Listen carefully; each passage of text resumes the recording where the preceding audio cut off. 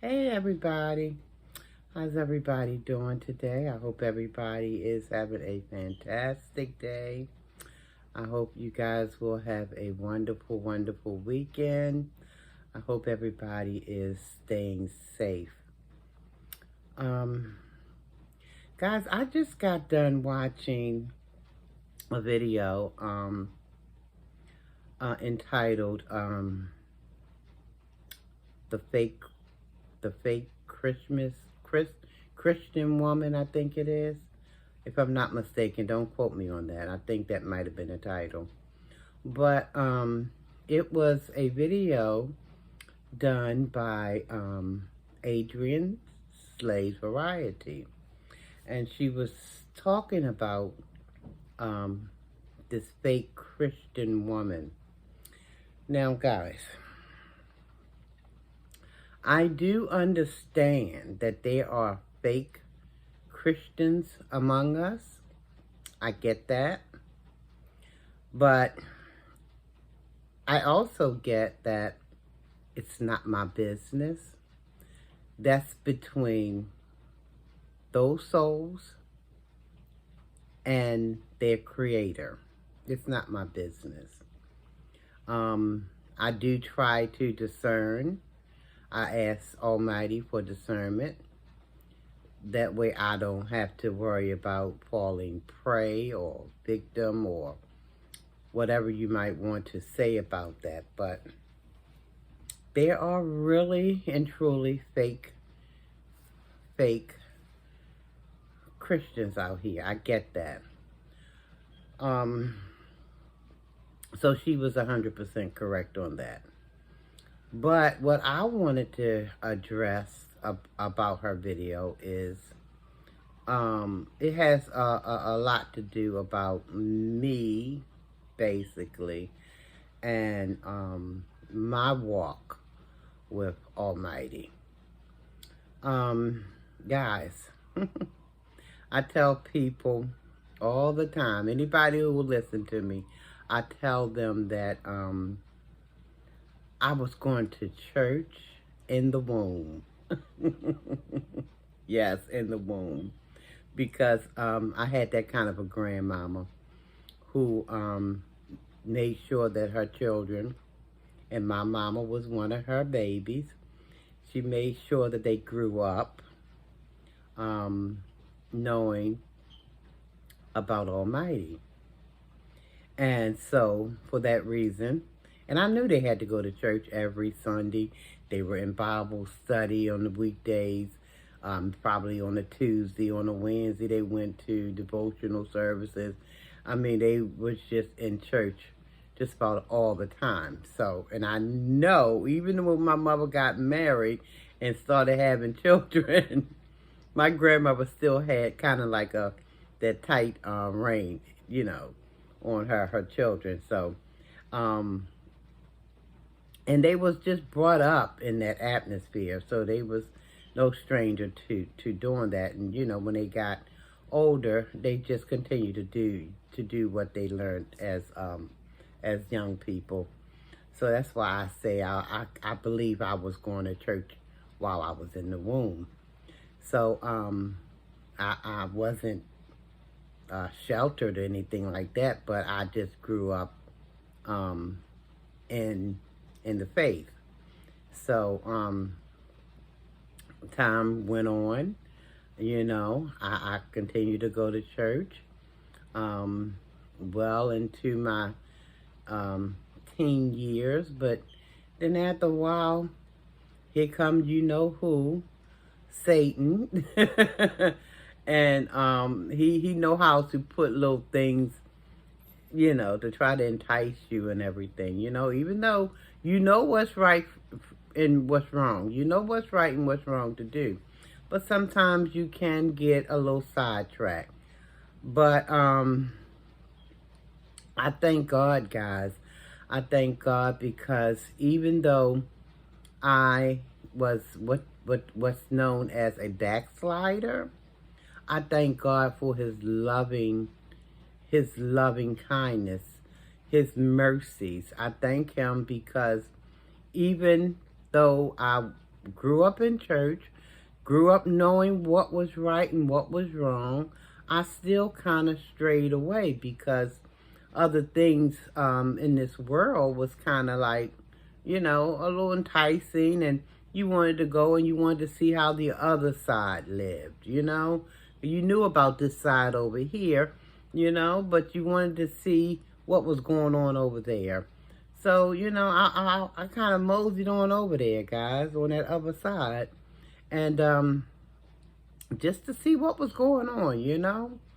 And yeah, even though I knew right from wrong, and I grew up in the faith, and you know, I still got caught up. I got caught up in some things, you know, some things that wasn't so godlike, you know. They called that a backslider. So I grew up in church, went to church, got saved, filled with the Holy Spirit and everything, the whole 9 yards, guys. But then as time went on, and like I said, other things got to, you know, pulling my attention to see how the other folk lived on the other side, you know. But God in his everlasting mercy, oh my Lord, I'm so glad that God is God all by himself, because what God does, which is different from what man does, God looks at your heart. He looks at your heart, and if you repent and if you know, have a change of heart and you stop doing all those things that was pulling you to the other side, God in his merciful, loving kindness, he throw away all those things that was on the other side, guys. He don't keep looking at that. And Beloved was right when she said that he'll throw it in the land of forgetfulness. He remember it no more. See, it's only man that wants to keep on harping on what you did 20 years ago. But I'm so glad that God is God all by himself, because he don't continue to hold those things against you. And you can get back up, and you can straighten your walk up, and you can, you know, say, well, Lord, please forgive me, you know, I would like to come back into the fold. He'll welcome you back with open arms. And that's what I'm so happy about. I'm so glad that man is not in charge of, you know, what our end will be. Because only God knows the heart. Only God knows what's really in there, and if we are worthy to, you know, to be his he knows. Man just sit back and just want to keep harping on, oh, well, you know what you did 100 years ago? That stuff wasn't right. See, God don't carry things that way. God is a forgiving God, and he said he forgets our past transgressions. That's what he means, and that's what he's going to do. And I just wish that man could understand that we're all sinners. We're all born and shaped in iniquity. We are all, you know, but for God loving grace and kindness towards us, if we have that repenting heart, he don't hold those things of old against us. And I don't understand why man feel the need, because you're not God. You might be you know, you're not almighty, I should say. You know. So I mean, I just have a hard time wrapping my mind around why people just don't learn to, you know, just say, okay, so we all done things that we're not too proud of, and you know, and if we're growing as we're supposed to, you know, Because the Bible say when I was a child, I did as children do, but when I become older, I put away childish things. But I don't know why people want to harp on what was done 150 years ago, and like their poop don't stink or their poop never stunk. You done some things, we all have. And God forgives us if we come to him with a repenting heart. And we have to understand that and stop trying to, point, well, you did this, because one thing about you doing this, look what's pointing back at you. This thing here, it points right back at you. And that's just goes to show that you're not perfect. None of us are. So, like I said, I'm just so glad that God is God all by himself, and that he is a forgiving God, and he's a loving God, and he doesn't hold things against us. Because let me tell you, I started out by saying I was going to church in the womb. And honey, let me tell you, by the time I got in my late teens, I was doing some stuff. You hear me? Stuff that wasn't necessarily God-like. But I'm so glad in his loving kindness, he accepts me back into the fold, and he forgot all about the things that I done of old, He doesn't keep saying, well, my child, you could be, you could be this if you hadn't done that. That's not what he do. And I don't understand why people feel like they should be doing that. But people being people, this is what happens. But guys, yeah, I just think that if we have messed up in our past, if we truly have a change of heart, if we ask God to forgive us, I truly believe that's exactly what he will do. He will do that. I think about the lady who was brought before Jesus, and it's a story in the Bible, and they brought the lady to they want to crucify her, or they wanted to condemn her because she had committed adultery and things like that. She was just not, she was just doing whatever she wanted to do. But they brought the lady to Jesus so he can condemn her. And and it was like Jesus kind of like knew what was going on, because they didn't bring the man. They didn't bring the man who she was committing adultery with.